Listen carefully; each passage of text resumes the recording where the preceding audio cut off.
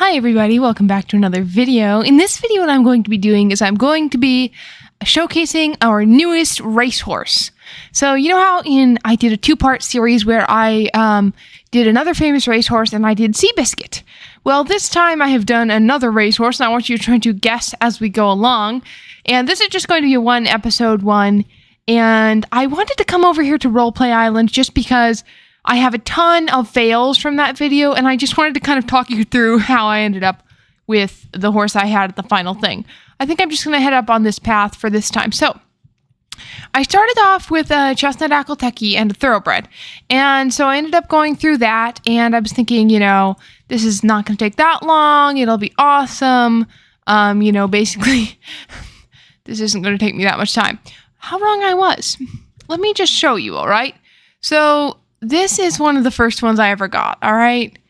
And this is the one that was originally going to be the horse that I'm going to tell you all about. And it's one of the first ones I got. It's just, the ones before him are in my stable. And you can even tell he was going to be the first one because I even dyed his mane and tail. So I was going for an OG thoroughbred with the chestnut Accolteki mane and tail. And then I thought to myself, this is the fastest horse of all time. There is no way that I can have this horse be anything but OG and purebred, because if it's OG and purebred, then, you can have the stats go up 5 points by training instead of only 3. At least that's what I've heard. So I bred it again, and I got this horse. All right, so first off, the one wrong thing with it is it's the wrong gender. So it's a girl. The horse I was going for is a boy. It is an OG, but it's only 57% purebred because I was breeding most of these off the original chestnuts, and the original chestnuts were bred off of my Palomino thoroughbred, and she is only 57% purebred as well, I believe. So anyways, this is the one. And so she's lovely. She's an OG. She is gorgeous, and look at how fast she is. She even has 94 speed without any training. So she is a beautiful, beautiful girl. The next one, though, I bred again, and I got this one. All right, wait. I think I either got this one or I bought this one. I'm not exactly sure which. I think I may have bought it because it's a purebred, and I was trying to get purebreds into the line. And so, anyways, this is him or her. Sorry, her. And this one's 100% purebred and is an OG. So that is wonderful, but it's the wrong coat. Can't have that coat.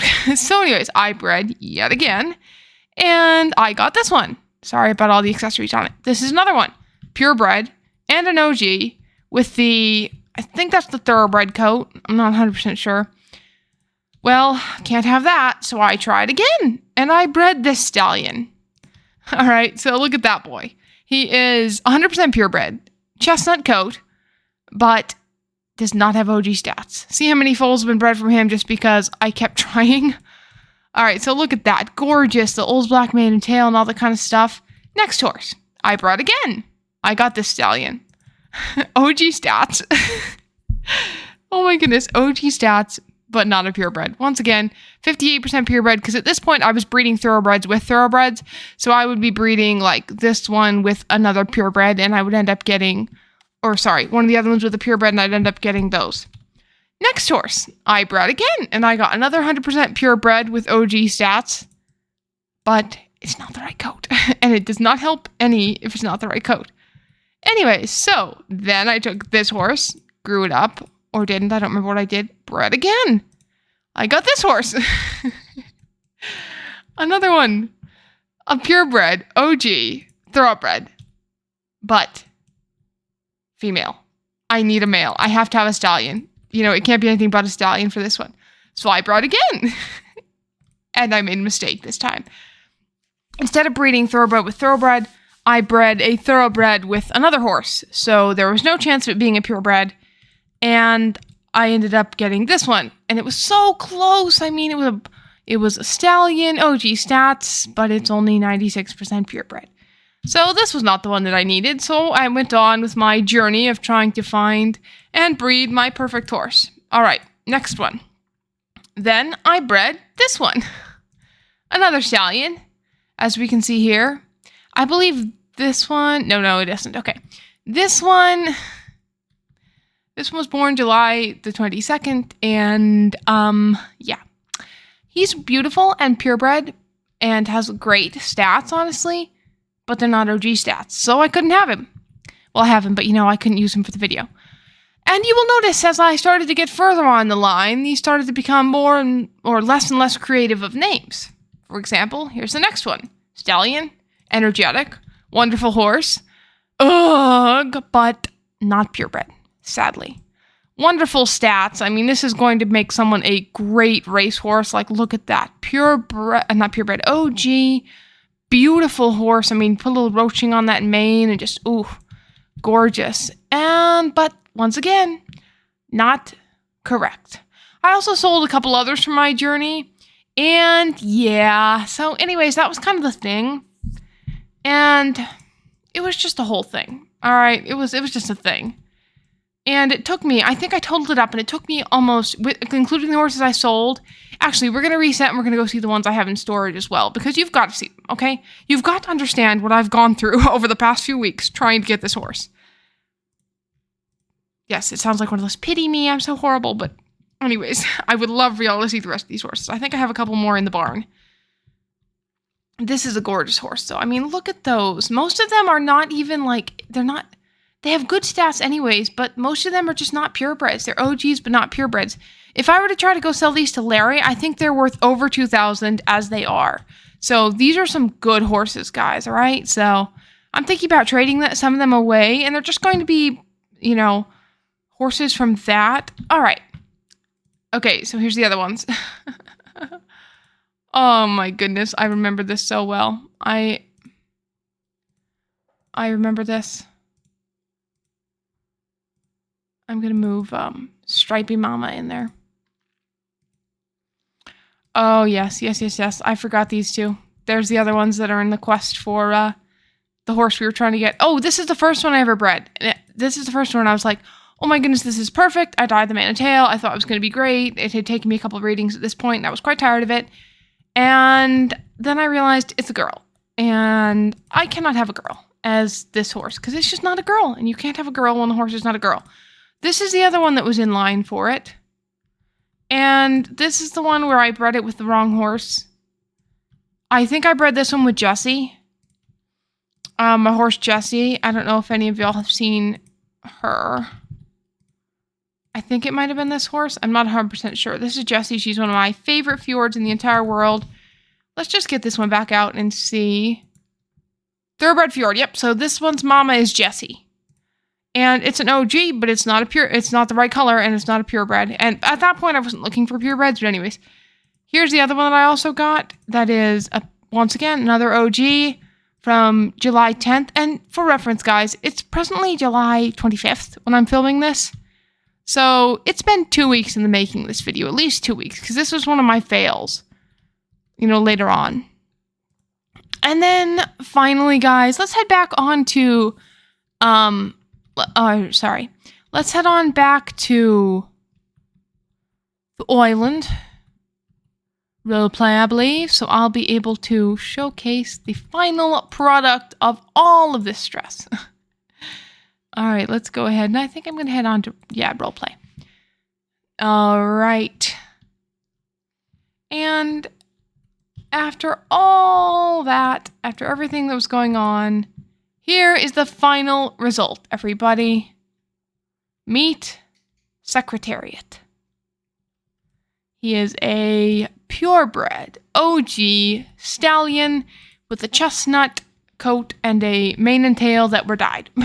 Because I'm not trying again, and he can just have a dyed mane and tail. All right, well, this is his story. He was born March 30th, 1970, in Doswell, Virginia. By bold ruler out of something royal, this magnificent racehorse's life began, as any others would. However, in just 3 years, he would be known throughout the United States and beyond as the most memorable winner of the Triple Crown. His name was Secretariat. In his 2-year-old season, Secretariat won the Sanford Stakes, the Hopeful Stakes, the Belmont Futurity, the Laurel Futurity, and the Garden State Stakes. He was also named Horse of the Year. Secretariat had a stunning breakout year. However, his next season would be one to break all records, one that would truly leave any other horse's record in the dust. In 1973, Secretariat's 3-year-old season, he won the Bay Shore Stakes, the Gotham Stakes, where he tied the track record, the Arlington Invitational, the Marlborough Cup, which was a new world record, the Manor Stakes, also a new course record, and the Canadian International. For those of you who know Secretariat, you know that I have left out 3 key races of his second season. 3 particular races that would give Secretariat a place in history that will never be forgotten.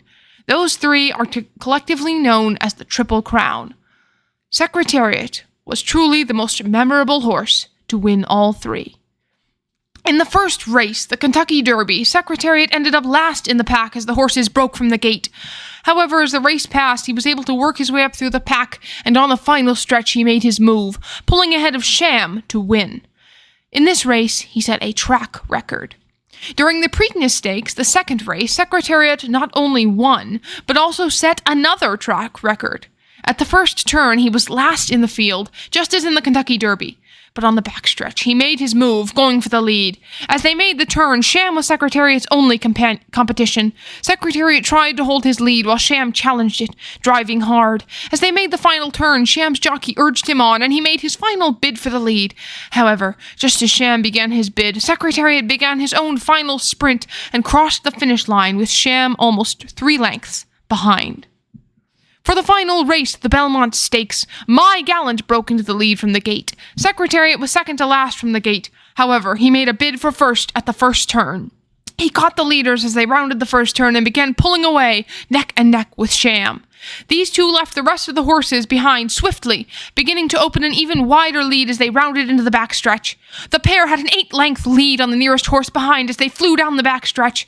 As they neared the turn, Secretariat began to open a lead on Sham, swiftly putting length after length of distance between him and his competitor.